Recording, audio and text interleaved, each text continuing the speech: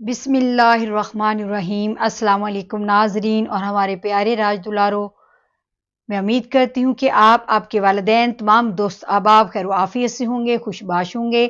मैं हूँ आसिया कादरी, राज दुलारा टीवी के यूट्यूब चैनल से आपसे मुखातब हूँ। जैसा कि आप सब जानते हैं कि हमने बच्चों की अखलाकी और रूहानी तरबियत के हवाले से आपसे मुसलसल एक प्रोग्राम कर रहे हैं। आज उसी प्रोग्राम की एक कड़ी जिसका उन्वान है बच्चों को हसद, बुग़्ज़, कीना और तासुब जैसी बुरी अखलाकी आदत से कैसे बचाया जाए। तो आज इस मौजू पर हम बात कर रहे हैं। नाज़रीन, आजकल बच्चों में हसद बहुत पाया जाता है। छोटे-छोटे से मासूम से बच्चे हैं, ना जाने कहाँ से ये आदत, हसद जैसी बुरी आदत सीख लेते हैं। समझ नहीं आता, एक बच्चे के घर के अंदर रहते हुए अपने बहन-भाइयों के साथ हसद किया जा रहा है, दोस्त दोस्तों के साथ हसद कर रहे हैं, सहेलियाँ सहेलियों के साथ हसद कर रही हैं, क्लास फेलोज़ अपनी क्लास फेलोज़ के साथ हसद कर रहे हैं, कोलीग कोलीग के साथ कर रहे हैं, पड़ोसी पड़ोसियों के साथ कर रहे हैं। यानी एक अजीब बुरी चीज़ है जो फैलती जा रही है। एक ऐसा बुरा अखलाकी वसफ़ है कि जिसने हमारे मुआशरे के अंदर से जो मेल-जोल का आपस में एक हुस्न मुआशरत था और एक लोगों के अखलाक और मिज़ाज के अंदर ये न जाने कहाँ से आ गई है ये चीज़ कि जिसकी वजह से हमारे मुआशरे का हुस्न और मुआशरती हुस्न जो है वो डैमेज होके रह गया है, वो तबाह होता जा रहा है। हसद एक ऐसी बीमारी है, एक ऐसा रोग है, एक ऐसी बुरी चीज़ है कि अगर ये जिसको लग जाती है तो वो खुद भी तकलीफ़ में मुब्तला होता है और दूसरों को भी तकलीफ़ देता है। आजकल घरों में देखते हैं तो बहन-भाई भाइयों से हसद करते नज़र आते हैं, फलाँ को ये चीज़ क्यों दे दी, माँ-बाप ने उनको अच्छे और ज़्यादा अच्छा कीमती गिफ्ट दिया है, मुझे क्यों नहीं दिया। इसी तरह जो है वो क्लास में हम देखते हैं तो बच्चे जो हैं वो एक-दूसरे की, उस्ताद किसी की तारीफ़ कर दे तो दूसरे बच्चे हसद करने लग जाते हैं। इसी तरह स्कूल में हेड मिस्ट्रेस या हेड जो बॉस जो हैं वो अपने स्टाफ में से किसी की तारीफ़ कर दें तो बाकी सारे जेलस हो जाते हैं। यानी ये एक ऐसी चीज़ है जो कि बढ़ती जा रही है और जिसने हमारे मुआशरती हुस्न को और आपस के मेल-जोल को जो है वो बहुत ज़्यादा जो है मुतासिर किया है। अल्लाह रब्बुल इज़्ज़त ने हमें कुरान मजीद में खुद इरशाद फरमाया व मिन शर्रि हासिदिन इज़ा हसद, यानी अल्लाह ताला ने हमें हसद जैसी बुरी बीमारी से अपनी पनाह मांगने के लिए हमें दुआ सिखाई है कि जब हासद हसद करे तो अल्लाह ताला मुझे उसके हसद के शर से बचा। यानी हसद एक ऐसा शर है, एक ऐसी बुराई है कि जिससे बचने की अल्लाह ताला हमें खुद दुआ सिखा रहे हैं। फिर ये एक ऐसी तकलीफ़ है, एक ऐसी बीमारी है कि जो लग जाए तो वो बढ़ती है। अल्लाह ताला ने कुरान मजीद में फरमाया फ़ी कुलूबिहिम मारदुन फ़ज़ादहुमुल्लाहु मरदा, कि उनके दिलों में एक निफ़ाक़ की बीमारी है जिसको अल्लाह मज़ीद बढ़ाता है और ये निफ़ाक़ की बीमारी हसद है। अलैहिस्सलाम ने फरमाया कि हसद नेकियों को ऐसे तबाह कर देता है जैसे आग लकड़ी को तबाह कर देती है। हसद का ताल्लुक दिल के अफ़ाल से है, लिहाजा जो शख्स किसी की बुराई चाहे, जो मुसलमान अपने दूसरे मुसलमान बहन भाई का बुरा चाहे, वो हासिद है। अब हसद किया क्यों जाता है? हसद की सबसे बड़ी वजह यह है कि एक तो हासिद खुद मेहनत नहीं करता, कोशिश नहीं करता या उसके अंदर वो सलाहियत नहीं होती, लेकिन अगर वो मेहनत करे, कोशिश करे तो हो सकता है उसे वो मुकाम और वो नेमतें मिल जाएँ। लेकिन एक तो वो हसद की वजह से वो खुद ही कुढ़ता रहता है, जलता रहता है और इसकी ये चुभन और ये जलन जो है ये एक रोग बन जाती है, एक बीमारी बन जाती है। कहते हैं कि बहुत सी बीमारियाँ जो हैं वो हसद की वजह से भी लगती हैं, जैसे स्ट्रेस, जैसे डिप्रेशन, जैसे BP high, blood pressure high रहने वाली और बहुत सी बीमारियां जो हैं वो इसकी वजह से ही लगती हैं। उसकी एक वजह हसद भी है। हसद का सबसे बड़ा नुकसान ये होता है कि वो अल्लाह ताला पर माज़अल्लाह इतराज़ करता है, वो नाफरमानी करता है। जब वो ये सोचता है कि फलां को ये क्यों मिला, फलां को ये नेमतें क्यों ज़्यादा मिली, मुझे क्यों ना मिली, तो इसका मतलब है कि वो अल्लाह ताला की अता पर, अल्लाह ताला के फ़ज़ल पर माज़अल्लाह उँगली उठाता है, अल्लाह ताला की तक़सीम पर माज़अल्लाह वो इतराज़ करता है। یہ ایک معمولی بات نہیں ہے، یہ ایک ایسا گناہ ہے جو کہ گناہ کبیرہ کی طرف، حتیٰ کہ کفر کی طرف، لڑائی جھگڑے اور قتل و غارت تک کی طرف لے جاتا ہے۔ اس کائنات میں سب سے پہلا گناہ حسد تھا۔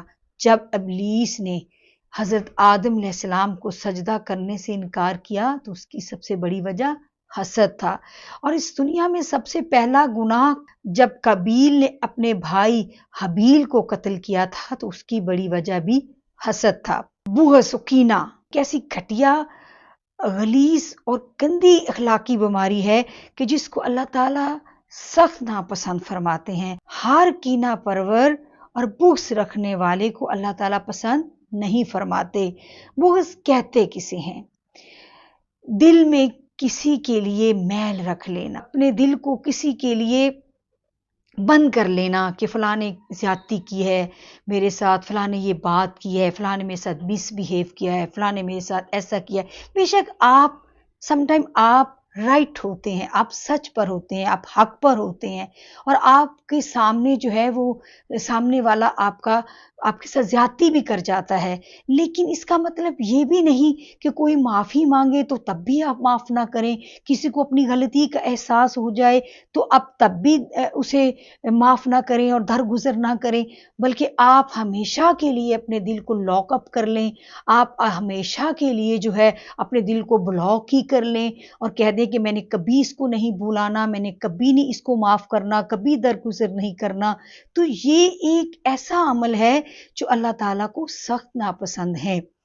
بلکہ شب برات اور شب قدر جیسی مغفرت کی عظیم راتوں میں بھی حدیث مبارکہ میں آتا ہے کہ اللہ تعالیٰ کینہ پرور کو معاف نہیں کرے گا اور کسی کینہ پرور کی دعا قبول نہیں کرتا۔ ہمارے نبی کریم صلی اللہ علیہ وآلہ وسلم 3 دن سے زیادہ کسی سے ناراض اور قطع تعلق نہیں فرماتے تھے۔ حضور اکرم صلی اللہ علیہ وآلہ وسلم کی مجلس میں جو شخص 3 دن تک غائب رہتا، آپ اس کے بارے میں دریافت فرماتے، اگر وہ غائب ہوتا تو اس کے لیے دعا فرماتے، اگر موجود ہوتا تو اس سے ملاقات کے لیے تشریف لے جاتے، اگر بیمار ہوتا تو اس کی عیادت فرماتے۔ نبی اکرم صلی اللہ علیہ وآلہ وسلم کا عمل، آپ کا اسوہ حسنہ ہم سب کے لیے قابل تقلید ہے، قابل مثال ہے۔ ہم نے اپنے بچوں کو یہ بتانا ہے، یہ سمجھانا ہے کہ بغض اور کینہ ایک ناقابل معافی گناہ ہے، اور ہم سب انسان خطا کے پتلے ہیں۔ ہم سب اللہ تعالیٰ کی بارگاہ سے ہر وقت اپنے گناہوں کے لیے معافی کی خواستگار ہیں، اور اللہ تعالیٰ اسی بندے کو پسند کرتا ہے، اسی بندے کو معاف کرتا ہے جو اس کے بندوں کو معاف کرتا ہے، جو ان کے بندوں کے ساتھ درگزر کا معاملہ رکھتا ہے، جو اس کے بندوں کے ساتھ آسانی کا معاملہ رکھتا ہے، جو اس کے بندوں کے لیے آسانیاں پیدا کرتا ہے، مشکلات رکاوٹیں نہیں بلکہ آسانیاں پیدا کرتا ہے۔ جو لوگوں کو معاف کرتا ہے تو اللہ اس کو معاف کرتا ہے، جو لوگوں سے درگزر کرتا ہے تو اللہ تعالیٰ اس سے درگزر فرماتے ہیں۔ فتح مکہ کے موقع پر عام معافی کا اعلان فرما کر حضور اکرم صلی اللہ علیہ وآلہ وسلم نے عفو و درگزر کی ایک عظیم مثال قائم کر دی، اور پھر آقا علیہ الصلوۃ والسلام نے طائف کے موقع پر بھی ان لوگوں کو معاف کر دیا جنہوں نے آپ کو اس حد تک اذیت اور تکلیف دی کہ آپ کا جسد اقدس بھی لہو لہان ہو گیا۔ آپ صلی اللہ علیہ وآلہ وسلم نے کبھی زندگی بھر کسی کے لیے بد دعا نہ کی تھی، کسی کا برا نہ چاہا۔ ناظرین، ہم یہ دیکھتے ہیں کہ یہ حسد، بغض، کینہ، اس سے اور بھی بہت سی چیزیں جنم لیتی ہیں۔ تعصب یہ بھی اسی چیز سے جنم لیتا ہے۔ حضور اکرم صلی اللہ علیہ وآلہ وسلم نے صحابہ سے فرمایا ہمیشہ تعصب سے بچنا۔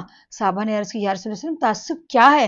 آپ نے فرمایا تعصب یہ ہے کہ آپ اپنی قوم کی برائیاں بھی آپ کو اچھائیاں نظر آئیں اور دوسری قوم کی اچھائیاں بھی آپ کو برائیاں نظر آئیں۔ ان سب چیزوں کو ختم کرنے کے لیے، اس سب چیزوں کو دور کرنے کے لیے ہمیں بچپن سے ہی بچوں کی ایسی تربیت کرنی چاہیے، ان کی ایسی ذہن سازی کرنی چاہیے چاہیے، ان کی ایسی کردار سازی کرنی چاہیے، انہیں اللہ رب العزت کے احکامات سے آگاہ کرنا چاہیے کہ اللہ رب العزت جو ہے وہ کس چیز کو پسند کرتے ہیں، اللہ تعالیٰ کی صفات کیا ہیں، اللہ تعالیٰ کے اچھے اخلاق کیا ہیں، اور قرآن مجید نے ہمیں کس چیز کا حکم دیا ہے، اور نبی کریم صلی اللہ علیہ وآلہ وسلم کے اسوہ حسنہ سے مثالیں دے کر ہمیں اپنے بچوں کو یہ چیزیں سمجھانی چاہیے، اور یہ سوچ ہونی چاہیے کہ اس دنیا میں ہر ایک کے لیے بہت کچھ ہے، اس کائنات میں سب کو اللہ تعالیٰ نے صلاحیتیں دی ہیں، اور سب کچھ صرف میرے لیے نہیں ہے۔ یہ وسیع القلبی پیدا کرنے کی ضرورت ہے، یہ وسیع القلبی اپنے بچوں میں پیدا کرنے کی ضرورت ہے، اور وسیع القلبی ذاتی قدر و قیمت اور احساس تحفظ سے جنم لیتی ہے۔ یعنی کم ظرف تنگ نظر لوگ کبھی کسی کی شہرت، عزت، کامیابی، ترقی، خوشحالی پر خوشی کا اظہار نہیں کر سکتے، بلکہ وہ کسی کی، اور نہ ہی وہ کسی کو اپنے ساتھ کسی منفعت میں، کسی فائدے میں، کسی عزت، شہرت اور نفع میں شریک کر سکتے ہیں۔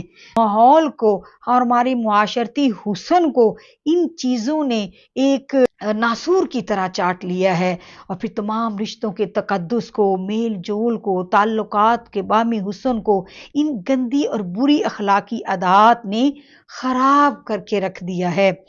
اور ان سے بچنے کا بہترین ذریعہ کیا ہے؟ وسیع القلب ہونا ضروری ہے، وسعت نظر وسیع ہونا ضروری ہے، یہ یہ سوچ میں یہ وسعت پیدا کرنا ضروری ہے کہ اللہ تعالیٰ نے سب کے لیے سب کچھ بنایا ہے۔ آپ اللہ تعالیٰ سے یہ دعا کریں کہ یا اللہ تعالیٰ جو ان کو عطا کیا ہے، ان کے صدقے میں ہمیں بھی عطا کر دے۔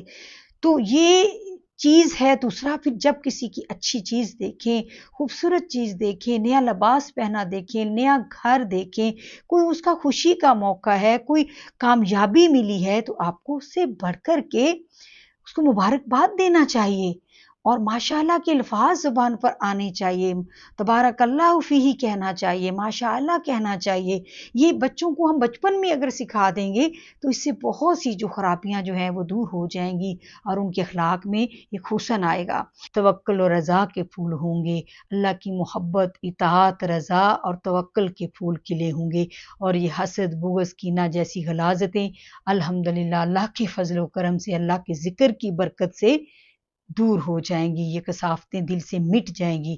اللہ رب العزت ہمیں دین کی صحیح سمجھ فہم عطا فرمائے، ہمیں اللہ رب العزت آقا علیہ الصلوۃ والسلام کے خلق عظیم میں سے کچھ حصہ عطا فرمائے، وہ خلق عظیم جس کی اللہ پاک نے خود قرآن میں گواہی دی۔ اللہ رب العزت ان اخلاق عالیہ میں سے کوئی رنگ ہمیں بھی چڑھا دے، آقا کی طاعت اور محبت کے صدقے میں ہمیں اللہ تعالیٰ حضور کے خلق عظیم میں سے حصہ عطا فرمائے، ہمارے بچوں کو، ہماری نسلوں کو ان تمام برے اخلاق اور رذائل سے بچائے، آمین ثم آمین۔